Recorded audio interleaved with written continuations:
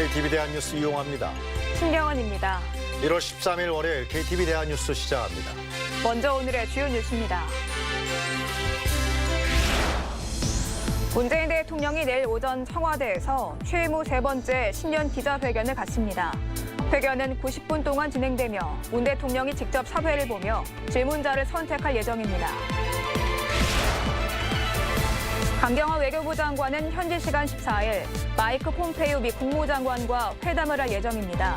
강 장관은 회담에서 북한 중동 문제를 포괄적으로 협의할 것이라고 말했습니다. 지난해 고용보험 가입자 수가 2007년 이후 12년 만에 최대폭으로 늘어났습니다. 정부는 취업자가 증가한 데다 가입 요건 완화 등으로 가입자가 대폭 늘었다고 설명했습니다. 문재인 대통령이 내일 오전 10시 청와대에서 2020년 신년 기자회견을 가집니다. 문 대통령은 지난해처럼 직접 사회를 보며 질문자를 선택할 예정입니다. 회견에선 부동산, 검찰개혁, 북한 비핵화 등 주요 현안에 대한 심도 있는 질문과 답변이 오갈 것으로 예상됩니다. 유진영 기자입니다. 문재인 대통령은 오늘 공식 일정을 잡지 않고 내일 있을 신년 기자회견 준비에 집중했습니다. 참모들로부터 주제별 현안을 보고받고 예상 질문에 대한 답변을 검토하고 있는 것으로 알려졌습니다. 앞서 청와대는 문 대통령이 이번 기자회견에서 심도 있는 질문과 답변이 이루어지기를 기대하고 있으며 국민들이 궁금해하는 점에 대해 충분히 답할 수 있도록 차분하게 준비하고 있다고 밝혔습니다. 내일 기자회견은 지난해와 같이 문 대통령이 직접 사회를 봅니다. 제가 직접 질문하실 기자님을 이제 지목을 할 텐데 그렇게 하기 위해서는 그냥 제가 진행하는 것이 나을 것 같습니다. 회견을 진행하면서 청와대 출입 내외신 기자 200명과 자유롭게 일문일답을 주고받을 예정입니다. 10시부터 90분 동안 진행되는 기자회견은 질문 경쟁이 치열할 경우 더 늘어날 수 있습니다. 회견에서는 검찰개혁과 부동산 대책, 북한 비핵화 문제, 경기 활성화 대책 등 국정 현안에 질문이 집중될 것으로 보입니다. 특히 부동산의 경우 지난 7일 신년사에서 문 대통령이 부동산 투기와의 전쟁을 언급한 바 있어 추가 구상을 소개할지 주목됩니다. 부동산 시장의 안정, 실수요자 보호, 투기 억제에 대한 정부의 의지는 확고합니다. 부동산 투기와의 전쟁에서 결코 지지 않을 것입니다. 이 밖에 호르무즈 해협 파병 여부와 한일 군사정보 보호협정, 지소미아 연장 문제도 질문으로 다뤄질 가능성이 높습니다. 문 대통령의 이번 기자회견은 2017년 8월 취임 100일 기념 기자회견과 2018년, 2019년 신년 기자회견에 이어 네 번째입니다. KTV 국민방송은 내일 10시부터 기자회견 전 일정을 생중계합니다. KTV 유진양입니다. 현지 시간으로 14일 미국 샌프란시스코에서 한미 외교장관 회담이 열립니다. 오늘 출국한 강경화 외교부 장관은 호르무즈 해협 파병을 포함해 북한 중동 문제를 포괄적으로 협의하겠다고 밝혔습니다. 최효진 기자입니다.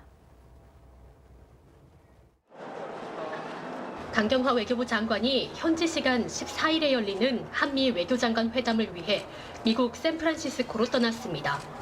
출국 전 강 장관은 마이크 폼페이오 국무장관과 만나 북한, 중동 문제 등을 포괄적으로 협의할 것이라고 말했습니다. 또 한미일 3국 간 최근 한반도 정세에 대한 평가를 공유한다고 밝혀 모테기 도시미스 일본 외무상과 현지에서 만날 계획을 내비쳤습니다. 북한 문제 또 양자 현안 또 최근의 중동 정세 등에서 하여튼 포괄적인 협의가 좀 이루어질 것 같고요. 아무래도 한미일이 되면은 그 최근의 한반도 정세에 대해서 3국 간의 그 평가를 공유하고 공조 방안에 대해서 논의하게 될 것 같습니다. 지난해 3월 이후 9개월 만에 열리는 한미 외교장관 회담. 중동 지역 긴장 국면에서 미국이 우리 군에 요청한 호르무즈 해협 파병이 우선 의제로 예상됩니다. 앞서 외교부는 청해부대의 작전 범위를 넓혀 독자적으로 한국 상선을 보호하는 방안도 검토하는 것으로 알려졌습니다. 강 장관은 이번 회담을 토대로 우리 정부가 결정할 것이라고 전했습니다. 우리가 검토하는 내용 또 미치게 지금의 생각 좀 들어보고 또 정부의 결정은 결정하는 대로 또 이번에 가서 나눈 얘기가 참고가 되겠죠. 강 장관은 한편 북한의 추가 도발을 억제하는 게 중요한 상황이라며 이번 회담에서 북미 대화 재개 방안을 공유하겠다고 말했습니다. 일제 강제징용 피해자 측이 제안한 한일 정부 공동협의체는 노고를 상당히 평가한다면서도 한일 간 협의를 계속 해나가야 한다며 신중한 반응을 보였습니다. KTV 제효진입니다. 한미 방위비 분담금 특별협정 체결을 위한 6차 회의가 현지 시간으로 내일부터 이틀간 미국 워싱턴 DC에서 열립니다. 우리 측 정은보 방위비 분담 협상대사는 협정 공백 최소화를 위해 노력할 것이라고 밝혔습니다. 박성욱 기자입니다. 정은보 방위비 분담 협상 대사는 지난 5번의 협상에서 한미가 입장차를 확인하면서도 서로 이해의 폭을 확대하고 일정한 정도의 진전도 이뤘다고 평가했습니다. 정 대사는 상호 수용 가능한 협상 타결을 통해 협정 공백을 최소화할 것이라는 각오를 밝혔습니다. 가능한 한 빠른 시일 내에 협상이 타결이 되고 그리고 상호 수용 가능한 범위 내에서 협상이 이루어짐으로써 협정의 공백을 최소화하면서 한미동맹과 연합방위태세 강화에 기여할 수 있도록 하겠습니다. 미 측에서도 협정 공백으로 한국인 근로자의 경제적 문제가 발생하지 않도록 해나가고자 노력하고 있다고 설명했습니다. 정 대사는 어떤 사안에서 어느 만큼 타결이 될 것이라는 점은 협상 과정인 만큼 밝힐 수 없다며 우리 국민들도 납득할 만한 수준의 협상 타결이 이루어지도록 노력할 것이라고 말했습니다. 미 측도 기존 협정 틀 내에서 방위비 인상이 이루어져야 한다는 우리 주장에 일정 부분 이해의 폭을 넓혀가고 있다고 덧붙였습니다.